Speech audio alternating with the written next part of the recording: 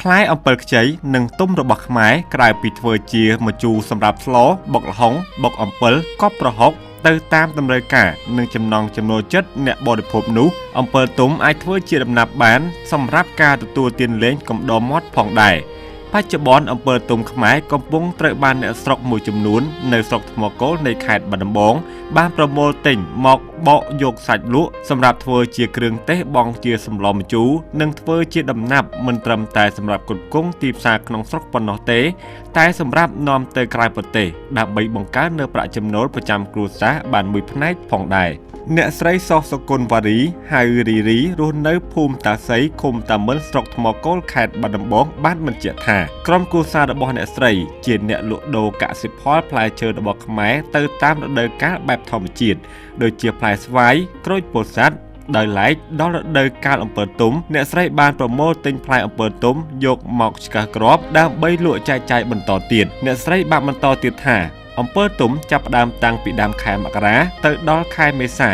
និងអាចបន្តដល់ខែមិថុនានៅមានខ្លះៗតែក៏មិនសូវមានច្រើនណាស់ណានោះទេឲ្យអំពិលសម្បូរជាងគេគឺក្នុងអំឡុងខែមករាឬខែកុម្ភៈការទិញចូលសម្រាប់ការកែច្នៃជីអំពិលសាច់និងធ្វើជាដំណាប់អំពិលទុំអាចបានពី100គីឡូក្រាមទៅ200គីឡូក្រាមប៉ុណ្ណោះក្នុងមួយសប្តាហ៍ដែលមានប្រជាពលរដ្ឋដែលមានផ្លែអំពិលទុំយកមកលក់ដល់ផ្ទះដោយផ្ទាល់តែម្ដងរូនបាយហើយឬបកយកមក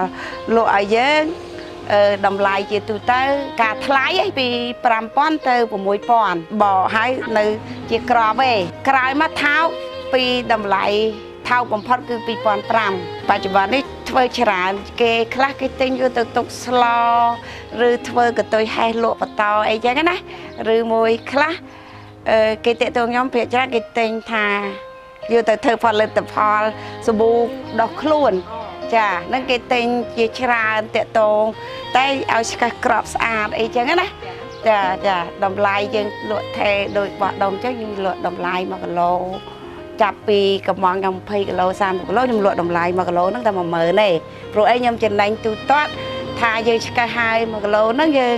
អាចបាន1គីឡូ2000ឬទៅ3000រៀលចំណេញណាប្រាក់ចំណេញណាជាទូទៅ7បើសិនជាទុកទាំងក្រាមចេះតែយើងប្រោះទាំងអំបិលដើម្បីកុំឲ្យមេស៊ីទី1ទុកបានយូរតែបើសម្រាប់ថាឆ្កឹះលទ្ធផលចេញចេះទុកបានយូរដូចគ្នាបើសិនជារក្សានៅក្នុងទូយើងទុកបានរាប់ឆ្នាំពណ៌ដដែលពណ៌ក្រហមបើយើងទុកនៅក្រៅទូពណ៌ខ្មៅតែនៅអាចប្រើការកើតដូចគ្នាប្រជាជននៅពេលទំនេរបើមានអំពិលឆ្កឹះនៅទីផ្សារយើងដូចជាខ្ញុំដើរទីផ្សារកលរាថ្ងៃយើងអាចរកថវិកាបានអ្នកខ្លះក៏អាចដើររើសអំពិលមកយកមកបកលក់បានលុយដែរចាអ្នកខ្លះមានដើមអំពិលអាចជួលឲ្យគេរួនលក់យកមកតម្លៃវាគួរសមដែរចឹងណាខ្លះអំពិលនៅឆ្នាំនៅរដូវអត់អាច1គីឡូក្របមានក្របចឹង1គីឡូ1គីឡូក្រប8000រៀលដែរចាពេលអត់ណាតែបើថោកយ៉ាងហើយក៏2500ទៅ5000ចឹងណាហើយក៏5ថាឲ្យប្រជាពលរដ្ឋបងប្អូនស្ត្រីមេផ្ទះទំនេរមានដើមអំពិល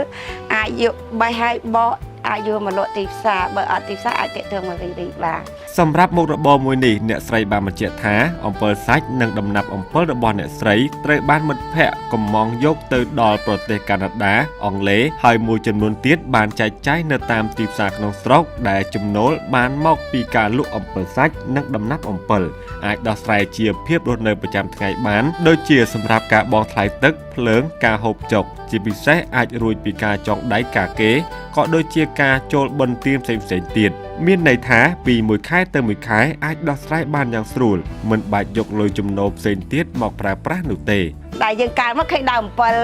ហើយអត់មានដាក់ជីដាក់អីទេហើយនេះអាចជួយរកមួយផ្នែកនៃជីវភាពដែរអ្នករស់ស៊ីឡើងបេះអំពិលអាចដឹកយកទៅលក់នៅទីផ្សារព្រោះអំពិលគេត្រូវការជាចាំបាច់ច្រើនណាខ្លះយកទៅធ្វើកតុយហេះខ្លះធ្វើទឹកអំពិលទុំបុកល្ហុងអីចឹងណាគេត្រូវការបានច្រើនមុខហើយរីបានកែច្នៃ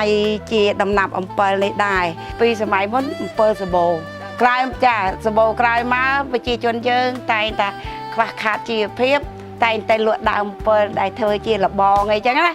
បានថ្លៃជាង7ហើយឥឡូវ7ចង់និយាយថាឥឡូវមានតម្លៃតាំងពីត្រួយពីស្លឹកយើងយកទៅកប់ស្លរហូតដល់ក្តឹបយើងធ្វើមកជូរសម្រាប់លក់ដូរត្រាំអីចឹងណាអញ្ចឹងអត់ថា7ពីស្លឹករហូតដល់ផ្លែទុំហើយរហូតដល់ក្រាប់ពុកម៉ែបងប្អូនរីចង់និយាយថាបងប្អូនក្រាប់ចេះក៏រីលក់បានតម្លៃ700រៀលដែរគេយកទៅដាំធ្វើលបងឬដាំចាគេអាចយកទៅធ្វើលបងបណ្ដោះលក់ជាស្លឹក7 1គីឡូ20000ណាបងប្អូនតែគេសំណុំពួកយីរីដាំដែរដោយសារយីរីមានដីទូចយីរីមិនអាចដាំបានអញ្ចឹងណាគេតែងអស់ឲ្យតែមានប្រមាណគីឡូប្រមាណអីក៏គេយកដែរអញ្ចឹងណាគេយកទៅដាំបន្តហើយជួនកាលយីរីលក់អញ្ចឹងទៅមានខ្លះសំព្រី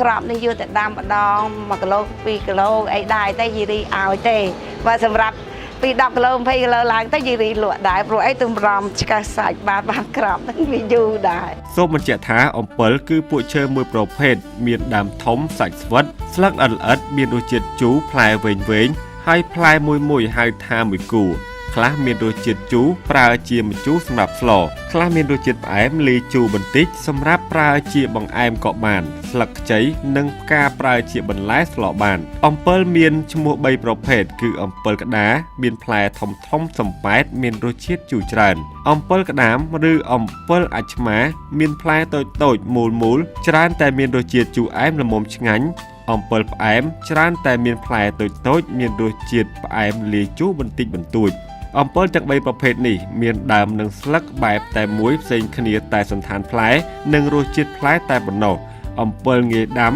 និងរស់នៅបានយូរអង្វែង